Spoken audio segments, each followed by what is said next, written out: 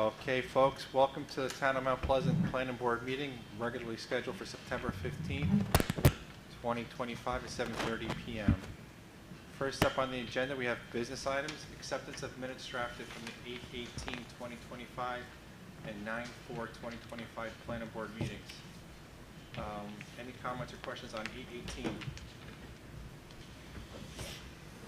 No, I move adoption of the minutes.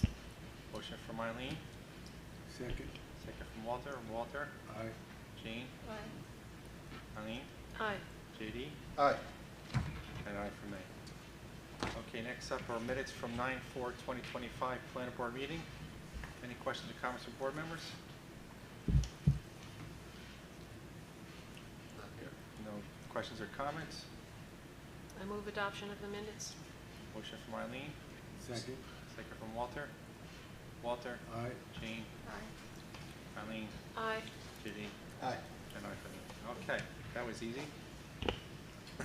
Next up, 6 Saulover Road, acceptance of resolution of approval for site plan application number PSP 25-4 and steep slope number SS 25-06 for the amendment of previously approved site plan number PSP 24-01, restaurant with venue space. The amendment includes the addition of an atrium with handicap ramp as an addition to the west side of the building, addition to the north side of the building, small addition to the main entrance, outdoor terraces patio,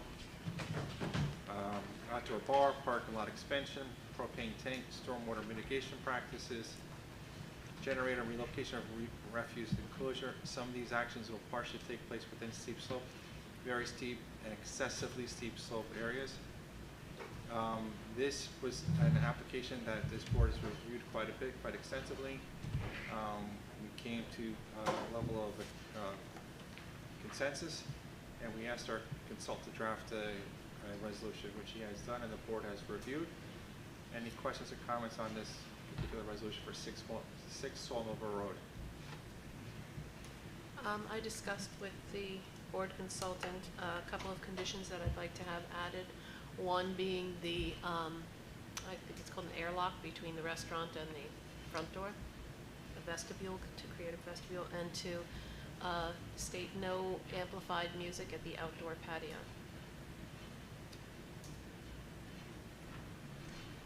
Okay. So we can add that to the resolution. I'm remembering, Eileen, so the neg deck we did for this was for the prior application, and I think we had that in the neg deck originally. Oh, That's why okay. it's ringing a bell. But we Okay. put it in the resolution just to be. Thank you.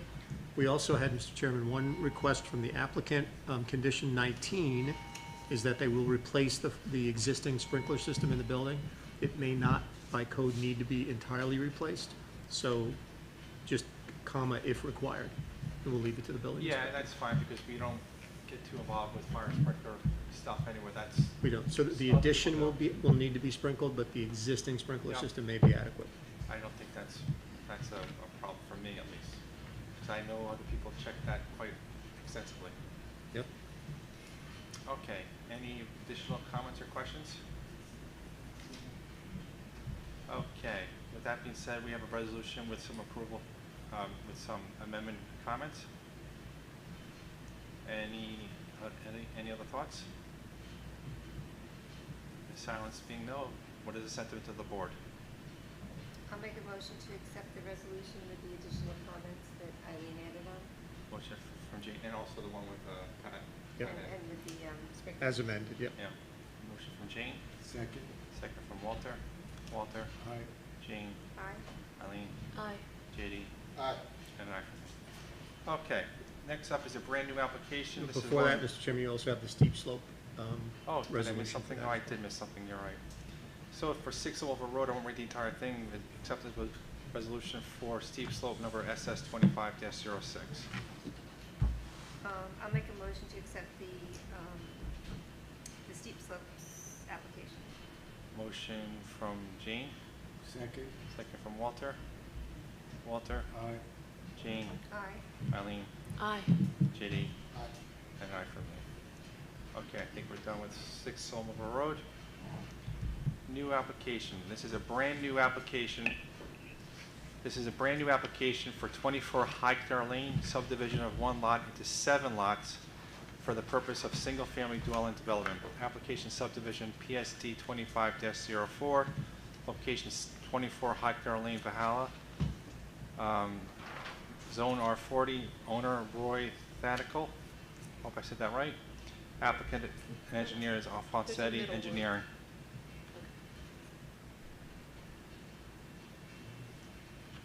Good evening. For the record, Ralph Alfonsetti, the engineer for the project. So this is an existing 5-acre lot, an existing house with a pool that has access off of Highclere Lane. This is Galloway Lane here. So just to orient everyone, this is Galloway, cul-de-sac is here, and the continuation is here. So just so we can get our bearings right, so Galloway goes over to the end, there's a cul-de-sac at the end, and this property goes down to Highclere Lane. Correct. So this is Galloway, ends in a cul-de-sac, which is right here. This is just a continuation. This is the 5-acre parcel. There's an existing house and pool and driveway that has access off of Highclere. Okay, thank you. Okay? We are proposing, or this plan shows, an extension of the Galloway Lane roadway, cul-de-sac. The remaining house remains as is, pool, zoning compliant, access off of Highclere, and these 6 new houses have access off of the new extended Galloway cul-de-sac. So the house in Highclere, and that's, when you get to Highclere, there's a fork, is it to the left or to the right? That That- house? This house here, Yeah. it actually, the driveway comes right off of here. So when you come down Highclere Lane, let me just follow me for 1 second. You go over the brook, and then there's a split, left or right. Yes, it's So is left. that house is still left? So you go past number 32 Highclere Lane and keep going down. And Stay to the left all the way to the end. Yep, yep, I know where you are, yep. Yep. Yep, So if everyone's clear with this plan here, this is a zoning compliant lot, subdivision. Sewer and water would be off of Galloway. The existing house here has a low-pressure pump, which would pump, it pumps existing right now and would remain the same, pumps up to Galloway, and these 6 houses would do the same thing. They would, each individual house would have a low-pressure pump and pump to the system on Galloway. How big are the lots? How big are these lots? They range anywhere from half acre, they're generally all about a half acre, a little bit more, a little bit less.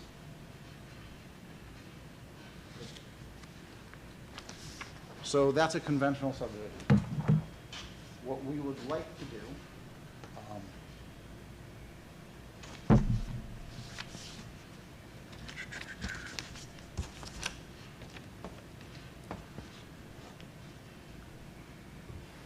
same exact property, the existing house is here, the existing cul-de-sac of Galloway here. We would like to pivot to a cluster subdivision. Same number of lots, a lot less disturbance, less impervious, less trees cut down, less steep slope disturbance. Again, it does require a cluster subdivision for some relief in the zoning. I have a matrix showing the difference between the 2 subdivisions. thank you.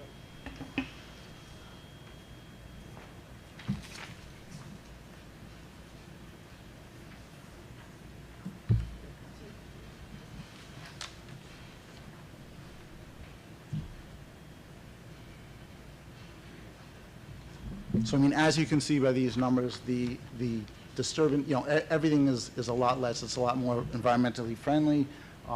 We are leaving this whole area back here undisturbed. And I think tonight we're just asking the board if they like this plan. So there's, I thought there was wetland somewhere on the property, but there's no, I'm sorry, is there wetland on the property? No. No. There's none. It's not on the property, you have to go off the site.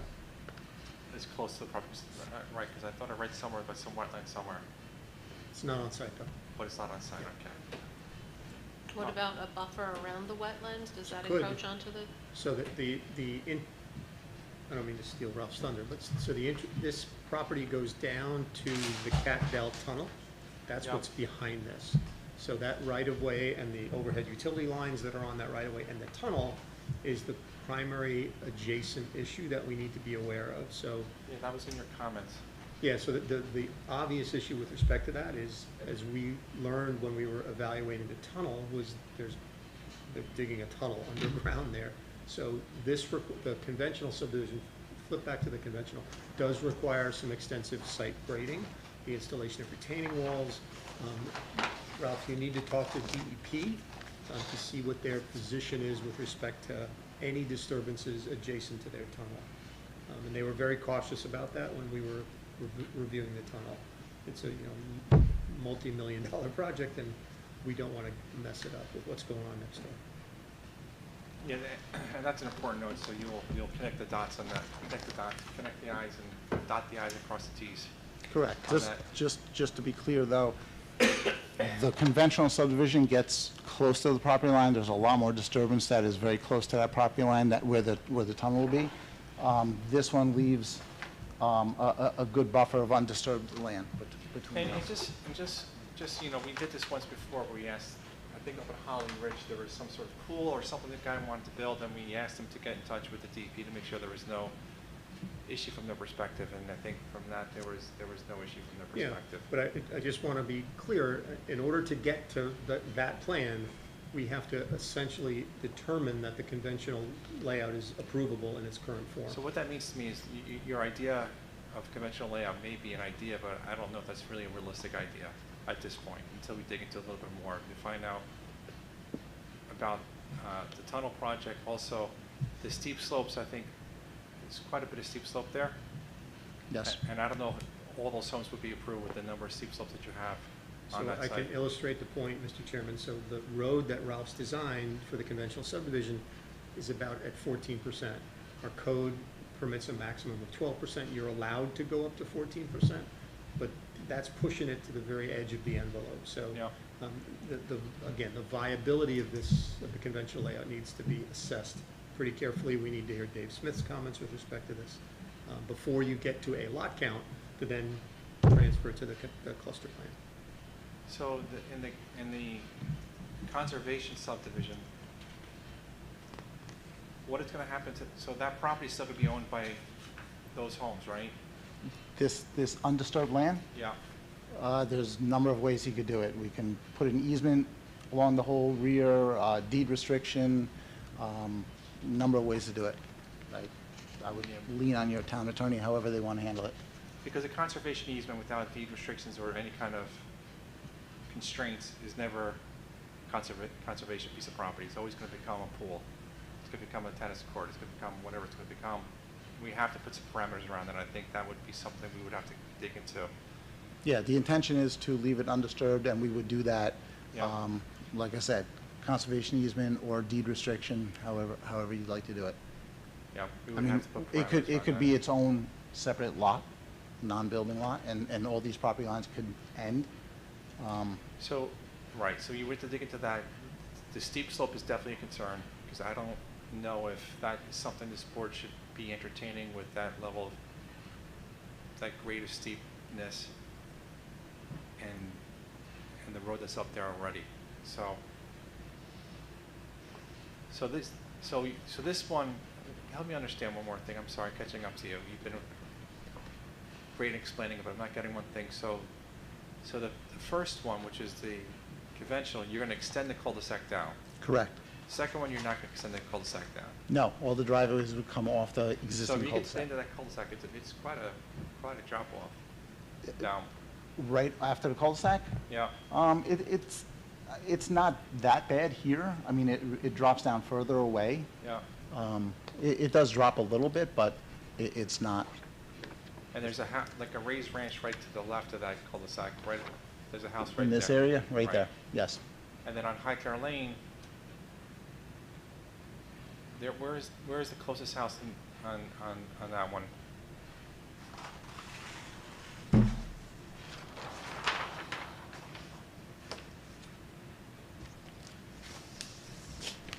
The Highclere Lane house, The closest house, other than that's on the site. these are two houses on And Highclere. there's one at the end of the, oh, that's the Genesis old house, I know the house. So, okay, so there's a house there, there's a house there, okay. And Mr. Chairman, just to point out one other issue, so we have a provision in our code regarding the length of dead-end streets. Yep. 6 times the maximum lot width of the zone. The conventional plan, which Ralph is conveniently continuing showing you the cluster plan because he wants you to look at that one. Yep. But the conventional plan would extend that dead-end road beyond the permitted length of a roadway. So typically, what you would require is a secondary emergency access to that. So if you could, Ralph, flip to the conventional plan, what you would likely require, if that were to be built, is a connection out to Highclere. Yeah, From the that- end of the cul-de-sac, that would create So sort we of would have, an emergency. you'd have a road. number of issues. One of them would be the steepness of the road, and the other one would be what we just talked about, which is just The steepness of the emergency Right. access would be even greater than that, 14% Yep. probably. And that would encroach into the existing house lot, which is pinned in with its driveway and so forth. So there's a challenge there in making that happen, but it's feasible because at least Highclere is there. There's a potential solution. It's an engineering challenge. it's an ambitious lot count. The existing road is already, I just want to. Yep, I know. Is already Yep. more than the code allows. And I believe, as Pat said, that the town planning board is allowed to, I guess, give a waiver from the town code and allow a short 14% as long as it's along a straightaway for a road grade. And we're not at the point talking about water and retention and all that kind of good stuff. So there's a stormwater management plan, that's what Dave's got to comment on. But Ralph, the applicant has done a good job. There's a full and complete package documenting the conventional subdivision. They are doing their best to justify that plan. Yeah. We've offered comments, they need to address those, but particularly they need to engage with Dave to address the site engineering issues. Have you received Pat's comments? I have, yes. Okay. You asked, you wanted some initial feedback. My initial feedback is I strongly prefer a conservation development to the impacts associated with the standard subdivision. I'm leaving it to you to convince me that that could be built in conformance with the regulations. And my concern is this board often sees applications for people who want 12 and 18-foot retaining walls in their backyard so that they can create a usable backyard. So we'll be having a conversation with the future owners. You seem to have provided it for the backyard, but not enough for like a pool or whatever else somebody might put in their backyard. I don't know enough about stormwater detention, but I'm hoping that instead of going into those steep slope areas with those 3 ponds, that you could instead capture it underneath the driveway or in the front of the lot with stormwater to Coltex or whatever is used for that, and then have overflow. I don't know how deep things are out in Galloway, but if there's a way to avoid putting those detention chambers in the backyard, because so much of the grading in the back is related to that. We can definitely look at that. These are actually located in the flatter areas of the lot. This is the real steep area, and in this area, there's no way I can connect anything to Galloway. Actually, Galloway's water terminates here and dumps right onto the owner's property. Okay.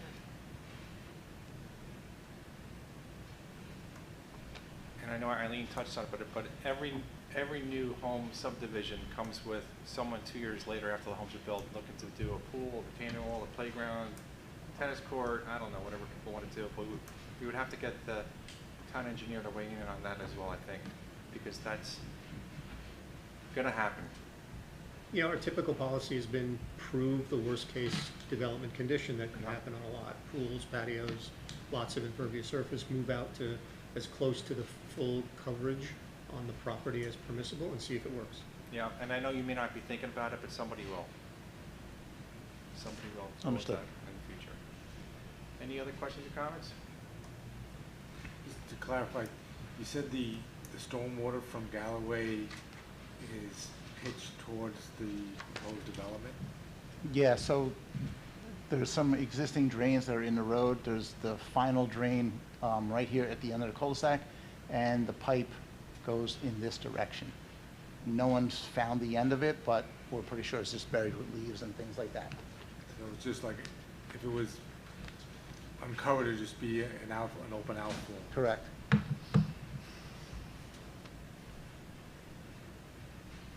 What's downhill of you at the bottom of the page? What's down here? Yeah. This is the DEP Oh. property. So you're gonna have 6 driveways, and you can fit 6 driveways coming off that cul-de-sac? At the end of that cul-de-sac? Yes. Are they touching? No, they're not touching. I can bring it closer to you if you And the need. grade of those, I saw it. and the grade of those driveways is gonna have to be down. We actually put low points right there on every one of them. So it goes down here and then down here. I didn't want to pitch it right towards the So when you're driveway. looking, if that, as proposed, you're gonna have 6 driveways going down. Yeah, but Okay. these driveways, Jim, are 4 or 6%, something like that. Correct. Not the 14% of the other one. We submitted driveway profiles for every one of Yeah. these. I don't have them here to show, Yeah. but they were in the packet. And they were acceptable. Those weren't a problem. The Okay. conventional was more problematic. Yeah, just in the past and historically, when we have these steep lots, we typically look for avenues to do a carport on top of the hill, but Yep. that doesn't seem to be necessary with this. Probably not. And if they're limited length of driveway, it's not so bad. Yeah. Okay, any other questions? It's compelling, I think it's ambitious, and I don't know if you have the number of lots that you have, but let the building inspector do what he needs to do. You heard comments from various board members, and I don't think there's much more for us to talk about tonight. So I guess the next step is to meet with Dave, or is? I think Dave's an important piece of this and respond to the comments. You know how to manage that. I just want to make sure we weigh in on that, what Eileen mentioned, and also the pool accessory use conversation, because I've learned that over the years. Everybody's building a pool after it's built. Okay. Okay. And then the conservation easement. Who's gonna maintain that conservation easement? Because it's not gonna be maintained, so that's the other one, Pat. Well, that's right. And how, if that's a separate lot, if it's part of the individual parcels, TBD. Do the conservation regulations require that it be a conservation lot, or can we just, establish a barrier along So what we the- would want to? There's no regulation that requires it to be done one way or another, so establishing it as a separate freestanding lot, it's not assessed as somebody's single-family home, it's assessed as open space, and it's less rateable to the town if it's a separate lot, so sometimes it's beneficial for it to be You're welcome. included. No, but even if they kept it as part of the property, if there were whatever fencing or boulders or something or plantings We along would there. always try to do that to delineate it, Okay. so to keep the And that way keep it on the landscapers. tax rolls, yeah. Yeah. Okay. And Ralph, you saw my comment, give us a full EIF with this? Yes. And when we get that, we can start lead agency, but let's get that documentation first. Okay. So just to be clear, am I waiting for Dave's comments, or should I just set up a meeting with him? Well, I'll leave it to you. I'd ping him tomorrow and say, hey, I didn't get your comments yet, and Okay. I'll start the conversation. And until they are ready, then you don't come back to us until they are ready. Yeah. To staff and all of that. Pat's got a lot of comments that you could get started on. Yep. Well, thank you. Thank you for Okay. coming out tonight. Thank you very much. Have a good night. Thank you.